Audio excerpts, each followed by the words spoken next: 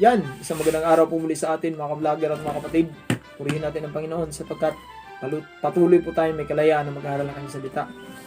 So dating ginagawian, dalhin po natin ang ating banal na kasulatan kasi ito po ang ating patunay na kung saan yung aking nga po mga sinasabi pawang katotohanan lamang.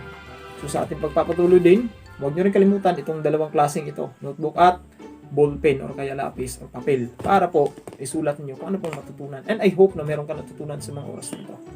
Yan, alam mo, kung ating titingnan, napakaraming vlogger, napakaraming nag-share at isa na ako doon. At kung tutuusin, ang iba ay umabot na nga ng million of views sa kanila. At pati mga subscriber nila. Pero ang tiningnan ko, ang content ng laman ng kanilang videos, well, yun ang viral siguro ngayon sa panahon ngayon. At kung ikukumpara ako doon, sino baga naman ako? Pero, hindi tsamba itong pagkakataon na ito na napanood mo itong vlog, bagaman more than 100 lang ang aking viewers. Bakit? Dahil naniniwala ako na sa bawat salita kong ito, kapag may naka-open itong aking channel, naniniwala ako na hindi tsamba. Dinala ka ng Diyos dito upang makarinig ng pabalita at kung paano mo maisaayos ang iyong buhay. Hindi ko sinasabing hindi maayos ang iyong buhay. Hindi ko lang sabihin, hindi tsamba nakapunta ka sa channel na ito. Kaya, tune in ka muna, pakinggan mo kung ano bang mga tips ko kung paano magiging maayos ang ating pamilya. Na kung saan, base sa banal na kasulatan. So, tayo muna yung manalangin. Ano po? Samahan niyo po kami muli, Panginoon, sa pag-aaral. Bigyan niyo po kami ng katalinuhan mula sa nakikinig, manonood, at ako magbabahagi. Umasa po ako na magiging maayos po lahat at may apply namin ito sa aming buhay. Ito po ang aming hiling sa pangalan ni Jesus na siya. Amin pong tagapagligtas. Amen. Okay. So mga ka-vlogger, tayo po magpapatuloy na at ang ating pag-aaralan ngayon ay napakaganda. Pero bago tayo magpatuloy, shout out muna dyan kay Adib Galarpe. Salamat sa inyong panonood bro. Dagang salamat sa inyo diha mga Bisaya o mga taga Mindanao. Aglin Malyaw, kasama na rin dito kay Mark Pipaso, kasama ng kanilang mga buong pamilya. I hope na pagpalain kayo ng Panginoon. Ganyan din kay Mona Lisa.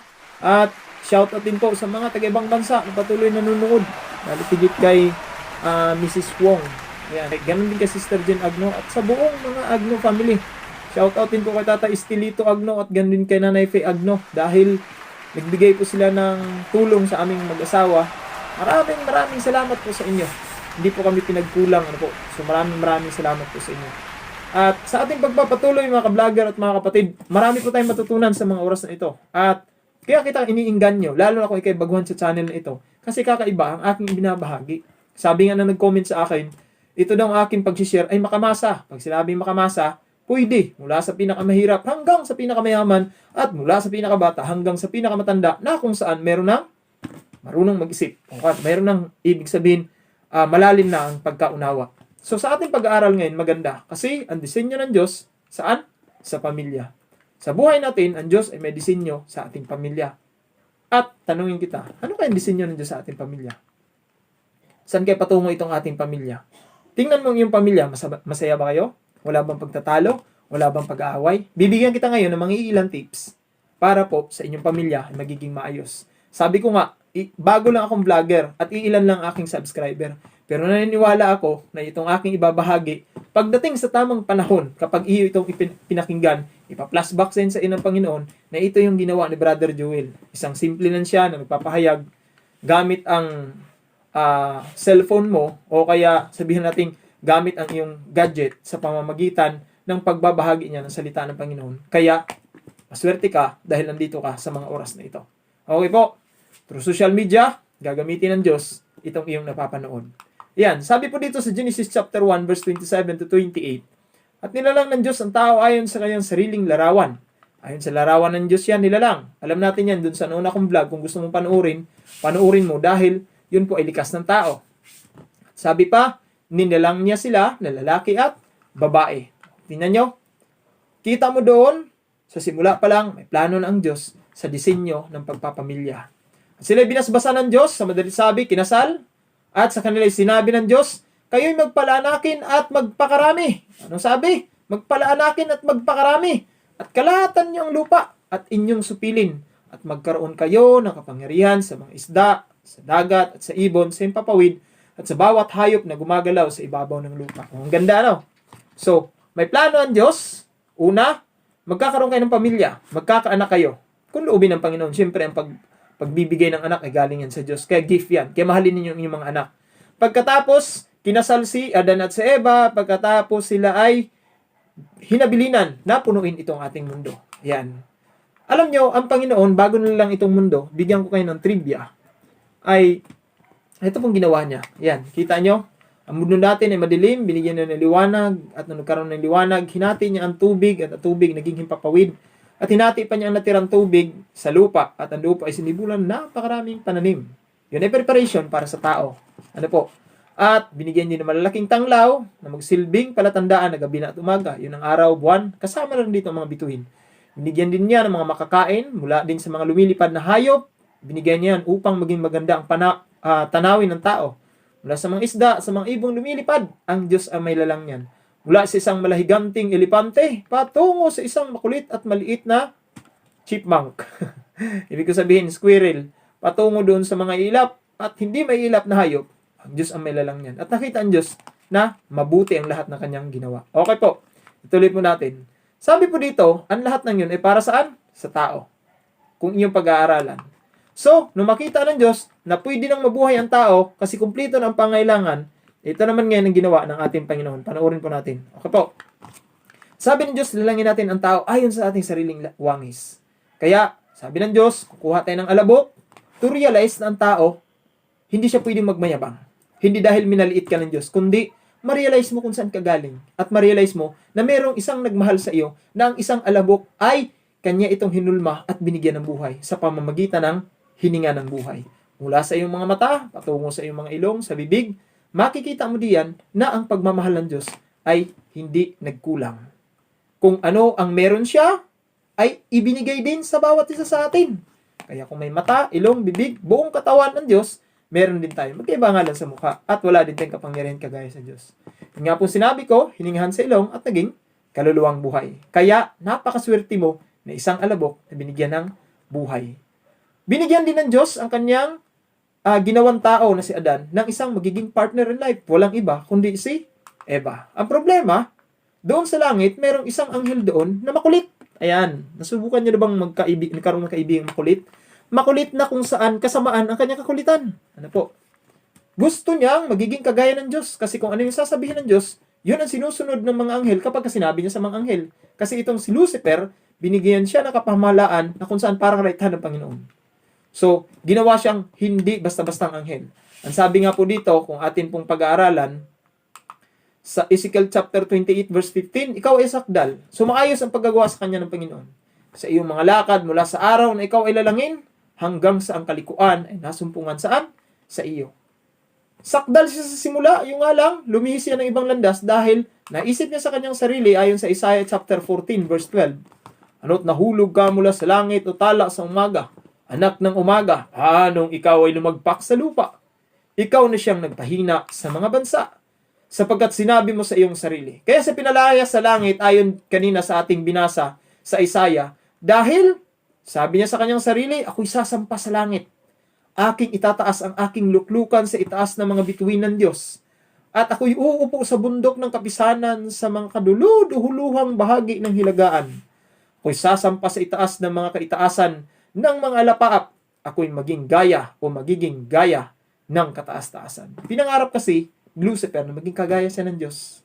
Ano pat? Noong nakuha niya yung kagustuhan niya, pinayuhan siya ng Diyos, wag. Wala namang ibang Diyos ayon sa Exodus chapter 20 verse 3. Huwag kang magkakaroon ng ibang Diyos, maliban sa alin? Sa tunay na Diyos. Nga lang din yung Diyos na yung kanyang sarili. Ano po? Ano pat nagkaroon ng isang malaking digmaan sa langit dahil doon talaga nagsimula ang kasalanan. Bakit? Dahil maraming na-convert itong si Lucifer na halos 1/3 sa kanyang mga angel ang nadala niya patungo dito sa lupa. Kaya naman nadala dito sa lupa kasi pinalaya sila kasi doon sa langit bawal tumira doon ng masama. Kaya dito sa lupa, ayusin natin ang ating buhay pang pagbalik ng Panginoon Hesus, karapat-dapat ay manirahan sa langit. Okay po? Kaya ang sabi po dito, tingnan natin ha. Ito po yung nangyari. Nagkaroon po ng isang malaking digmaan doon sa langit laban sa mabuti at masama. At sa digmaang iyon, ano bang ang kakayanan ng mga masasama? Isa ka lang nilalang ng Diyos. Makikipagdigma ka doon sa isang manlalalang? Sino ka ba? At that time, hindi pinatay agad ng Panginoon si Lucifer. Dahil binigyan niya ng pagkakataon kasama ng kanyang mga anghel na nadala sa kanyang panlilinlang na kung saan pwede pa silang magbago. Yun nga lang, kinain na nila yung tinatawag na, hindi na makain yung pride. Hinayaan lang sa kanilang buhay. Kaya kayo, huwag kayong kumain ng pride. Nakakamatay yun. Bubula ang bibig mo doon. Ano po? Huwag kayong kumain nun. Gamitin yun sa paglaba. Yun ang ibig kong sabihin. Okay po. Yan. Binibiro ko lang kayo. At least, hindi ka mabuboard ngayon sa ating panonood. So, pinalaya sila. Ang problema, ang sabi ng Panginoon kay Adan at kay Eva, mag-ingat kayo kasi ang Diablo, si Satanas o ang matandang ahas ayon sa Apokalipsis ay nahulog mula sa langit na parang kidlat or lintik. At dito lumagpak sa lupa. Kaaba-aba ang lupa daw. Bakit? Dito ngayon, maghahasik ng lagim si Satanas. At that time, ang problema, pinadalhan si Adan at sa Eva na huwag kayong magkahiwalay kasi sa panahon na siya tutuksoin, walang susuporta sa isa. Ay naghiwalay. Pumunta si Eva sa isang lugar doon sa kalagitnaan ng Garden of Eden. Doon kasi sa Garden of Eden sa kalagitnaan, meron dong isang puno na ang pangalan ng puno na iyon, kapag kinain mo ang bunga, ay ang pagkaalam o pagkakilala ng mabuti at masama. Sa oras na kinain doon na yun, mamumulat ang kanilang mga mata at malalaman nila kung paano gumawa ng kasamaan at paano din pumili sa mabuti. Kasi nung time na nilalang sila ng Diyos, perfect, mabuti ang lahat na kanilang gagawin. Pero nung sinuwain lang ang Panginoon, ito ngayon. So, ang sabi ng Diyos, huwag kang pumunta dyan sa puno na yan, ni kahit tumingin, ni kahit paghipo, o kaya parang magkakaroon ng curious. Nilagay ko yan dyan, hindi upang kainin mo. Uulitin ko, nilagay ng Diyos, hindi upang kainin. Nilagay din ng Diyos, hindi upang akitin ka. Bakit pa ilalagay ng Diyos? Para akitin ka lang pala. Idildil na lang yan sa iyo. Pero dahil hindi yan panukala ng Diyos, nilagay yan ng Diyos kasi yun ang sukatan kung paano mo o kung gaano mo kamahal ang Diyos. Kung paano mo siya susundin. Yun ang sukatan ng iyong pag-ibig doon sa manlalalang bilang ikaw na nilalang. Ang problema, matigas lang ang ulo ng tao. Ito po yung problema mga ka-vlogger. Nagliwalayo itong si Eva, sa kakaliwalayo niya, pumasok si Satanas doon sa ahas. Ang ahas ng unang panahon, lumilipad pa. At kapag kayon daong dumadaan, lahat ng hayop tumitingin, pati si Adan at si Eva. Nagulat siya, nakapagsalita itong ahas. Sabi niya, Eva, lumapit ka dito. Ayan. Lumapit din naman itong sa Eva. Nung paglapit niya, alam mo kung anong kasunod. Ang totoo, hindi yan apple ha. Ang totoo niyan, ang bunga ng pagkakilala ng mabuti at masama. Walang apple, iwang kung sino nag-invento niyan. Sabi niya sa lahat ba ng puno dito, hindi ka makakakain? Siya, hindi naman lahat. Maliban lang sa ito. Kasi pag kinain namin ito, walang pagsansalang kami, ay mamamatay. Ang sabi naman Lucifer, di totoo yan, kumain ka, maging kagaya ka ng Diyos. Mamumulat ang iyong isip. Naisip naman Eva, pwede pala Isipin mo, yung gusto ni Satanas na maging kagaya siya ng Diyos, ipinasa din niya kay Eva upang maramdaman Eva, pwede na para maging kagaya ng Diyos. Ang problema, kinain Eva at binigyan din ng kanyang asawa. Nung una, ayaw ni Adan. Pinag-isipan niya kasi ng maraming beses. Pero yun nga, sinunod ni Adan kasi yung till death do us part. Pero sa till death do us part, iniwan din niya sa bandang huli kasi nagkasisihan na sila nung hinanap sila ng Diyos. Kaya, sabi ng Panginoon, sa lahat ng iyong makikita ay kayo ang mamamahala. Pero yung ipinagbabawal ko na isa, na huwag niyong kainin kasi yun ang sukatan ng pagmamahal niyo sa akin at sukatan kung paano niyo ako susundin, ay magkakasala kayo at mamamatay kayo. Kaya, sabi nga, bakit hindi may pamuhay ang disenyo ng Diyos sa ating pamilya? Dahil may sumuway, walang iba, kundi ang unang mag-asawa na nilalang ng Diyos. Sinayang nila yung plano ng Diyos na isang disenyo ng pagpapamilya na napakaganda. Kaya sabi nga sa Romans chapter 3 verse 23, sapagkat ang lahat ay nangagkasala nga at hindi nakakaabot sa kaluwalhatian ng Diyos. Kaya ang nangyari po mga ka-vlogger, ito po yung nangyari. Nung kinainan nito ni Adan, kasi yun ang inaantay ni Satanas upang mapasa kanyang mundo, pinakita magkaroon ng gera, patayan, kaguluhan, pagkakasakit kasama nitong COVID-19, magkakaroon ng pagdodroga, magkakaroon ng kung saan lahat ng kasamaan mangyayari sa mundong ito. Huli na ang pagsisisi ni Adan at nasira niya ang disenyo ng Diyos sa isang magandang pamilya na kung saan, alam niyo sa Bible may tinatawag na love triangle. Bawal daw yun, pero sa Bible hindi bawal. Bakit? Ang pangatlo niyong unang mamahalin ay Diyos. Tandaan, ikaw lalaki or babae ka man, ang una mong mahalin ay Diyos. Kaya kapag naghanap kayo ng partner in life, make sure na Diyos ang inuuna niya. Pag inuna niya ang Diyos, maniwala ka sa hindi, mabait yan. Hindi ko sinasabing ako yun.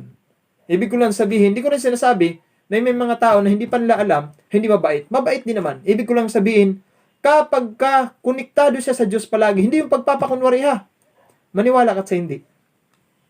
Magiging maayos ang inyong pagsasama. Bakit? Susundin niya kasi yung sinasabi sa banal na kasulatan na disenyo ng Diyos sa pagpapamilya. Tuloy natin. Sabi ba dito? Sabi ng Diyos, kayo ang mamamahala dito upang, ito yun sabi niya, bigyan ng kaayusan. Maayos ba ang inyong pamilya sa mga oras na ito? Tips, number 1, bigyan ng kaayusan ang inyong pamilya. Ito pang sabi ng Panginoon, bigyan ng kaginhawaan. Huwag mong parang sakalin ang nakapaligid sa iyong bahay. Na kunting biruan lang, ang ingay nyo. Galit agad. Huwag ganun. Sa Mindanao dati, gayon ang aming buhay, pero hindi pala maganda yon. Ano po? Bigyan ng kapayapaan. Lalo't nasa COVID-19 tayo. Huwag mong inisin yung iyong kasama sa bahay at naiinis ka rin pala sa kanyang mukha araw-araw. Hindi lang iyong nakikita. Tingnan mo ngayon yung katabi. Yan, ikaw nanonood ngayon. Baka may katabi ka. Tingnan mo kung naiinis ka ba sa mukha. Asawa mo yan? Anak mo yan? Huwag. Dahil gusto ng Diyos, magiging mapayapa kayo. Lalo't higit kung ikay sumasampalataya sa ating Panginoon Hesus sa pamamagitan na natutunan mo sa banal na kasulatan. Sabi nga dito, bigyan din natin ng kasiglahan ng ating pamilya. Maglaro kayo sa bahay. Magtago-taguan kayo. Sa Lemery, meron ako kakilala magpamilya. Nagtatago-taguan pa sila, bagaman ang kanyang mga anak ay mga professional na. Dahil namimiss nila yung isang pamilya na kung saan merong disenyo. Okay po. So, ang tanong, nagampanan po ba natin yung kautusan para mag-asawa at magpakarami? O na magpakarami? Nagampanan natin? Nagampanan. Kasi ang sabi ng Panginoong Hesus, sige, mag-asawa kayo at magpakarami kayo. Nagampanan. Kaya dumami tayo, sobra-sobra na nga sa dami. Kaya may naririnig tayo na kukontrolin na yung population. Wala na ako doon. Ang point ko dito is, nagampanan natin. Kasunod na tanong, ito naman, nagampanan po ba natin ang kautusan patungkol sa pamamahala? Ito yung mahirap. Ang dami ngayon ng mga na-abandon ng mga anak. Ang dami ngayon naghihiwalay ng mga pamilya. Ang dahilan? Nakalimutan kasi nila yung mga basic na panukala ng Diyos sa disenyo sa pagpapamilya. Nakalimutan nila yung kung ano bang basihan, bagaman tayo namumuhay dito sa isang makasalanang mundo, meron kasing ibinigay ang Diyos na isang basihan upang maisapamuhay pa rin natin yung kanyang gustong disenyo sa pagpapamilya upang ang pamilya ay magiging maayos, magkaroon ng ginhawa, magkaroon ng payapang pamilya, at magkaroon ng kasiglahan. Ano po? Kaya ang payo ko palagi sa mga nagtatanong sa akin kung anong gagawin sa kanilang pamilya, magkaroon naman kayo ng yung pasyal-pasyal. Lalo na kung pagbibigyan na tayo na pwedeng pumasyal, maligo kayo sa mga beach. Magiging maayos sa inyong pamilya. Kumain naman kayo sa labas minsan. O kaya kung sa bahay man, lalo't higit ngayon sa coronavirus disease o kaya known as COVID-19, magkaroon kayo ng time sa isa't isa. Kasi nang mahalaga sa pagpapamilya. Ito, tips ko sa inyo. Yakapin niyo yung mga asawa. Baka matagal na yung niyakap mo lang yan pag may kailangan ka. Pag wala na, parang wala lang. Ang iyong anak, baka gusto yung laruin ka. Ano ba ito sa tatay? Punong-puno na sa pagtatrabaho. Wala man nakapansin-pansin sa akin. Kaya, bigyan mo rin ng time. Sige nga, tingnan mo yung asawa mo. Ikaw nanonood ngayon, kung may asawa ka. Kung wala man, ikaw lang mag-isa, ay di, hug mo yung sarili mo. Pakiramdaman mo, nakasama mo ang Diyos. Okay po, tuloy natin. So, ang pamamahala, maraming hindi dito nakagampan. Isa kami sa isang pamilya na kung saan hindi nagampanan. Buo ang aking magulang, maaga nga lang namatay, ang ikinamatay dahil ang aking magulang ay meron atang uminit sa kanya. Alam nyo, nung bata pa lang ako, nakita ako sa aking lolo, sa aking mga tiyahin at tiyuhin na kung saan umiinom at naninigarilyo. Kaya lumaki din ako na umiinom at naninigarilyo. Hindi dahil ginusto kong walang anak. Buti na lang din wala akong anak noong time na kung saan nagbibisyo pa ako. Kasi kung meron, napakahirap ko siyang turuan. Huwag mong gawin yan. Dahil nakikita niya sa akin na hit-hit buga at sabay inom. Minsan pa, nahaluan pa ng droga ang iba. Kaya napakahalaga sa buhay ng tao na balik tayo dun sa disenyo ng Diyos. May natutunan para sa akin sarili, pinag-aralan ko ito, may natutunan ako. Meron palang isang disenyo ang Diyos para sa bawat isa sa atin. Sino magliligtas sa atin dahil ang lahat pala ay nagkasala na? Sabi nga sa Isaiah 59:1 and Isaiah 59 verse 2, narito ang kamay ng Panginoon ay hindi umiksi na di makapagliligtas. Hindi maiksi ang Panginoon. Nakita niya ang tao ay nagkasala na, ay di to the rescue agad siya. Hindi man mahina ang kanyang pakinig at di makarinig. Kasi alam ng Diyos, dito sa Isaiah 59 verse 2, dahil sa kasalanan, hindi na tayo maririnig ng Diyos at humiwalay tayo dahil sa pagkakasala natin. Ano pat ang mukha ng Panginoon ay nalalayo sa atin. Hindi dahil ayaw niya sa atin, kundi ayaw niya doon sa ating ginagawang kasalanan. Kaawa ang tao. Kaya ang tanong doon sa una, sino ang magliligtas sa atin? Dahil ang lahat pala ay nagkasala na. Ano po? Kaya kung inyong titingnan po, ano ang gagawin kapag naligaw ng landas bilang magpamilya? Meron pong basihan tayo. Kasi kung iyon titingnan mga ka-vlogger at mga kapatid, hindi kasi pwedeng i-ano ko yung video kasi magkakaroon tayo ng copyright. Pero alam niyo yung The Passion of Christ, panoorin po niyo yan. Makikita mo doon yung sakripisyo ng Panginoon. Kasi sabi sa Isaiah, hindi daw maikli ang kamay ng Diyos. Ipinadala ang ating Panginoon Yesus upang matubos tayo. At binigyan din tayo ng isang tinatawag na pamamaraan upang tayo ay makasunod doon sa tamang disenyo at magkaroon tayo ng direksyon na kung saan sang-ayon sa panukala ng Diyos na direksyon sa ating pamilya. Ito po yun. Ito ang tinatawag na BIBLE, Basic Instruction Before Leaving Earth. Yan, kita mo? Ito daw ang ating basihan upang tayo ay makapamuhay ng maayos bago natin lisanin ang mundo. Bakit? Saan ba tayo dadalhin ng Diyos? Doon sa langit. Kaya binigyan na tayo ng basihan. At ito ang isang basihan upang ang inyong pamilya ay magiging maayos kayo. Sa pamamagitan ng salita ng Diyos, maaari tayong mabago. Aminado ako sa aking sarili. Dati kasi hindi ako masyadong nag-aaral ng banal na kasulatan. Nag-aaral man ako para sumikat lang na may alam. Pero ang mahalaga pala dito ay ang pagsunod. Basahin mo man ito lahat pero hindi mo sinusunod, useless ang iyong pagbabasa.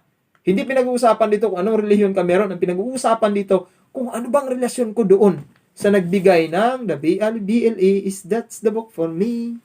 Yan. Okay po, tuloy natin. Bakit kailangan basahin ang banal na kasulatan? Kasi ayon po sa 2 Timothy chapter 3 verse 16, ang lahat ng mga kasulatan na kinasihan ng Diyos ay mapapakinabangan din naman saan? Tuturuan ka nito. At sasansalain ka nito. Sasawayin ka nito upang ikay matuto doon sa isang pamumuhay na kung saan nasa katuwiran.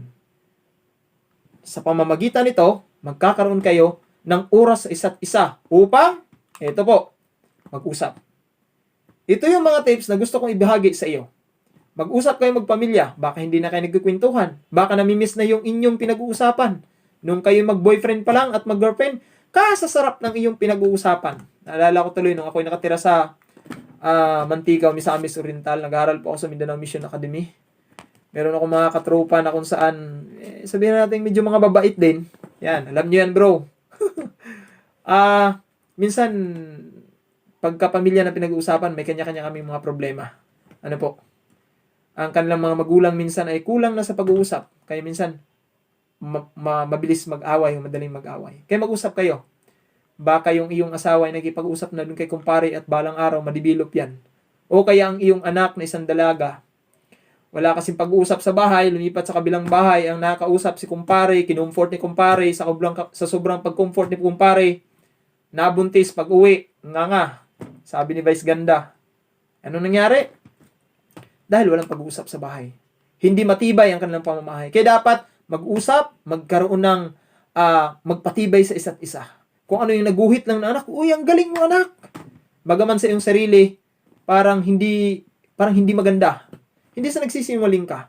Ibig na sabihin, mag-isip ka ng positibong mga pag-iisip upang magiging maayos ang inyong samahan bilang pamilya. Ano po?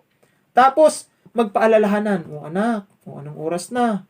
Sobra na ang pagdududot-dot mo dyan sa iyong cellphone, o kaya sa iyong tablet, o kaya sa iyong computer. Anak, sobra ng trabaho. Hindi rin yan maganda, bagaman nag-income ka ng malaki. Vlogger ka nga, pero sobra-sobra naman. Pag nanghingi ang iyong katawan o naniningil ng iyong katawan sa iyong ginawa, baka kulangin yung iyong ginagawa. Kaya, yung positibo lang. Tapos, magkaroon ng pahalagahan. Iparamdam mo sa inyong pamilya, mula sa asawa, sa anak, maging lalaki man yan o babae, o sino man yung kaanib sa buong pamilya. Alam mo, kahit sa mga katulong na nasa mga ibang bansa, yung mga DH, iparamdam nyo rin mga amo. Ano po, sa inyong mga katulong na they are belong to your family, even though they are, mga katulong mga yan. Paramdam po ninyo. Kasi yun ang tunay na pamilya. At magkaroon kayo ng kasiyahan. Mag-enjoy kayo, maglaro kayo sa bahay. Wala nga lang sugal, masama naman yun.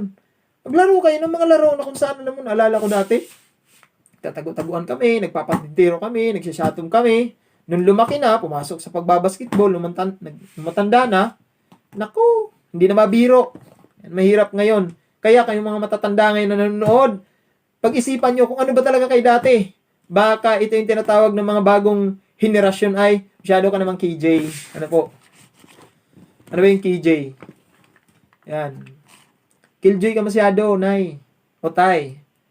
Bibiro lang naman kami, siniseryoso masyado. Ay, hindi ganun eh. Yan ang mahirap sa ating mga Kristiyano. Sa sobrang natin kasi seryoso, sa pagbabasa ng banal na kasulatan, hindi na mabiro. Wag naman ganun. Dapat mailid pa rin natin yung ating mga mahal sa buhay. Bakit? Tayo mo mas malawak na pagkaunawa dahil tayo yung matanda. Minsan, tayo na yung uunawain. Dapat akong unawain mo kasi ako ang mas maraming alam. Ikaw ang maraming alam, ikaw pang uunawain. Dapat unawain mo rin walang alam. Kaya tingnan mo yung mga teacher, napakahaba na kailang papasensya kasi alam ng mga teacher na wala tong alam. Kaya ituturo ko yung dapat na malaman. Ano po? Yan. Tapos, yun, ang pinamahalaga. Mag-ibigan kayo. Kasi yun ang bunga ng banal na espiritu. Ayan. Tapos, mag-aral higit sa lahat ng salita ng Diyos. Kasi ang salita ng Diyos, ito yung magtuturo sa ating pamumuhay na kung saan sasansalain ka, sawayin ka, upang matuto ka na mamuhay na kapag ka humiwalay ang iyong anak balang araw at magkakaroon din siya ng isang pamilya, sasabihin niya, alam mo, una ang idol ko ang Diyos, pangalawa ang aking tatay at ang aking nanay, at ang aking kuya at ang ating ate. Bilang ako bunso, gagayahin ko ang aming pamilya. Pipili din ako na magiging asawa ko na magiging maayos din kasama ng aking pamilya. Amen? Ayan. So, sabi nga sa John 3:36, ang sumampalataya sa anak ay may buhay na walang hanggan. Ngunit ang hindi tumatalima sa anak ay hindi makakakita ng buhay, kundi ang puot ng Diyos ay sumasa kanya. Sabi pa dito, disenyo na isuko ang buhay saan? Sa Panginoon. Alam nyo, bilang tayo makasalanan, nagawa natin yung mga bagay na ito at magagawa lang natin ito kapag tayo daw isasampalataya doon sa nagligtas sa bawat isa sa atin. Sabi nga sa Romans 6:23, nung nagkasala ang tao, ang kabayaran nito ay kasalanan. Tatanungin kita, simula kaninang umaga hanggang sa mga oras nito na napanood mo ang aking vlog, ilang oras kang nagkasala? Marami. Kahit ako sa akin sarili, marami. At anong bayad doon ng kasalanan? Sapagkat ang kabayaran ng kasalanan ay kamatayan. Ilang beses tayong ipapako kung kagaya ni Kristo dahil araw-araw tayong nagkakasala. Pero ito yung magandang balita. Hindi ka ipapako. Hindi ka rin magbabayad. Ang iyo lang gagawin sa John 3:16, sumampalataya ka daw upang kung sino mang sumampalataya sa anak ay magkakaroon ng buhay na walang hanggan. Ano sabi sa John 3:16? Sapagkat ganyan na lamang pagsinta ng Diyos sa sanlibutan na ibinigay niya ang kanyang bugtong na anak upang kung ang sino mang sumampalataya, yun ang word, ay hindi mapapahamak kundi magkaroon ng buhay na walang hanggan. Bakit? Itutuloy natin sa Romans chapter 6 verse 23, datapwat ang kaloob na walang bayad ng Diyos ay buhay na walang hanggan. Kanino? Kay Kristo Jesus na Panginoon natin. At yun ang pinakamagandang balita dahil hindi mo pala pwedeng bayaran o hindi mo kinakailangang magbigay ng maraming tithes and offering para maligtas. Hindi mo kinakailangan magpapalo-palo sa iyong sarili para maligtas, kundi binayaran ka ng ating Panginoon Hesus. At yun ang pinakamagandang balita. Amen? Kaya hindi ka nagkamali na napanood mo ito, yung 100 subscriber. Kaya hindi ko sinayang ang aking oras. Ano po? Tuloy natin. May katanungan po dito. Ano ang dapat gawin kapag naligaw ng landas? Ito yung mga sikreto pa. Number 1, hingin ang gabay ng salita ng Diyos. BIBLE, basic instruction before leaving earth. Pangalawa, magkaroon ng oras para sa isa't isa. Nakita mo naman kanina. Pangatlo, magdesisyon para isuko ang buhay sa Panginoon kung ikaw man minsan nalihis ng landas. Maging anak ka man, tatay ka man, ina ka man, o anuman ang iyong antas, o anuman ang iyong kalagayan sa iyong pamilya. Bumalik ka na isuko mo ang iyong sarili sa ating Panginoon. Ano po? Tanong. Halimbawa, kayo na bahalang magsagot nito. Kung meron po kayong kasagutan, please, ilagay niyo po sa comment para at least madadagdagan din po ang aking knowledge. Hindi porkit ako nagsasalita, magaling na ako. Walang magaling pagdating sa salita ng Diyos. Tanging ang Diyos lang magbibigay sa atin ng katalinuhan. Okay po. Tanong. Paano mo mailalarawan ang iyong pamilya kung gagawa ka ng family tree? Marunong kayong gumawa ng family tree? Sulat niyo po yun. Paano mo kaya ito mailalarawan ng iyong pamilya? Masaya kaya? Malungkot kaya? O nag-aaway-away kaya? O talagang nagmamahalan kayo? Pangalawa, ano sa palagay mo ang patutunguhan sa sunod pang mga henerasyon kung hindi ipamumuhay ang pamilya ayon sa disenyo ng Diyos? Para sa akin, Naku, kung hindi susundin natin yung sinasabi sa banal na kasulatan, at maraming hindi sumusunod ngayon, kinta yung ating mundo. Magkulong muna tayo sa mga bahay, sabi natin presidente, pero hindi. Ay hindi, kailangan ko magtrabaho, parang wala. Pero pag ang tao ay nagbabasa ng banal na kasulatan, hindi ako naninira doon sa mga nagwawala ka. Ang puntos ko dito is, pag nagbasa ka ng banal na kasulatan, meron kang kahinahunan. Kaya pag hindi natin ito susundin, na ito ang magtuturo sa isang disenyong pamilya na maayos, maniwala ka sa hindi, magiging magulo ang inyong pamilya. Okay po, kaya kung meron po kayong mga asawa at mga anak, ako po'y nakikiusap sa inyo. Sama-sama po kayo magsimba. Whether ikay Catholic, whether ikay Baptist, born again, Seventh-day Adventist, o anumang relihiyon o sikta meron ka, do it for the glory of God. Then sama-sama kayong magpapamilya. Nalin, pupunta kayo sa church. Okay po. Ayan, huling katanungan. Ano sa palagay mo ngayon ang iyong pamilya? Kung iyong pagbubulay-bulayan. Maayos ba ang inyong pamilya? Mabuti naman kung ganun. Dagdagan mo pa. Kasama ang ating Diyos sa pamamagitan ng pagbabasa ng kanyang salita. Okay po.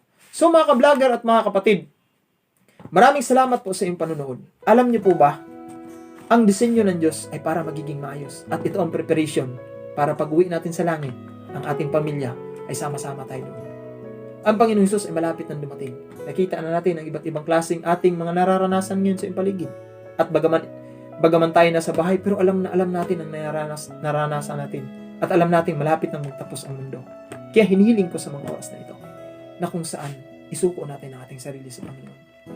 Kaya sa pagsuko natin sa sarili natin sa Panginoon, tatanggapin natin ang ating Panginoon Hesus na sa pagsuko, makikita sa ating mga buhay na susundin natin yung mga bagay na siyang narapat bilang isang Kristiyano. Alam niyo po, pinag-iisipan ko itong 40 days na nakakulong tayo, halos 40 days din and 40 nights ang ating Panginoon ay na prayer and fasting. Why we are not going to pray and fasting? Especially as a Seventh-day Adventist. This is the time that we must prepare ourselves to have a good communication in our God together with our family. Mahirap, nagbabasa ka ng Biblia, umaawit ka, na ikaw lang mag-isa. Ang iyong mga pamilya ay para bagang balisang balisa. Bakit hindi mo sila isama sa pag-aaral ng mga kasulatan? Kaya mga kapatid, lalo tigit ikaw na nanonood, samahan mo ako sa ating pagtatapos sa pamamagitan ng panalangin. Tayo manalangin. Dakila po namin Diyos na makapangyarihan sa lahat. Maraming salamat po sa aming napag-aralan. Itatak nawa ito sa aming puso't isipan, amin itong isakamuhayan. Pagharian niyo po kami palagi at tulungan kami na masunod namin ang disenyo ninyo na panukala kung saan ang mga basihan nito ay nasa Biblia. Kaya umaasa po kami na kayo pong gumawa sa aming buhay na magiging maayos po ang lahat. Mula sa nakikinig at nanonood sa mga oras na ito, inyo po silang pagpalain, huwag po silang pagkulangin. Panginoon, itong aking mensahe, inyo po itong basbasan na sa bawat mapakinig nito at makapanood, magiging pagpapala sa kanila at may bahagi nila ito sa iba. Kaya ikaw ngayon nanonood at nakikinig, umaasa po ako ng mensaheng ito inyong ibahagi. Ito po ang aking hiling sa pangalan ni Jesus na siya ang pong tagapagligtas. Amen. So mga ka-vlogger at mga kapatid, maraming salamat po sa inyong patuloy na panunood, pakikinig. I hope na may natutunan po kayo. Pwede po ninyo itong gamitin sa inyo pong worship, sa inyo pong pagsisimba sa inyong bahay, bagaman tayo na sa kanya-kanyang pamamahay. At kahit ikaw na mag-isa na lang ngayon. So muli, maraming salamat po. Ako po ito si ka-vlogger Brother Joel Padilla na nag-iiwan ng isang kasabihan na kung saan pwede mo itong matutunan. Ang taong hindi susunod sa sinasabi sa banal na kasulatan ay para mo na ring sinabi na ayaw ko na doon sa may lalang. Muli, salamat po. Bye-bye.